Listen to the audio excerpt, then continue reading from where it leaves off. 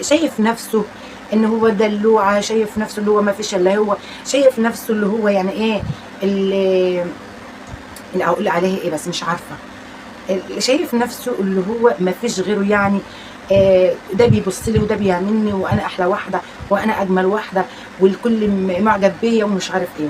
ده بتبقى زهوه الدنيا، بنبقى كده ايه واخدينها يعني زهوه. واما من فوق كده بنراجع نفسنا تاني، بنقول ايه ده ايه ده ايه اللي انا كنت بعمله ده، ايه اللي ايه الحاجات اللي انا كنت بعملها دي. او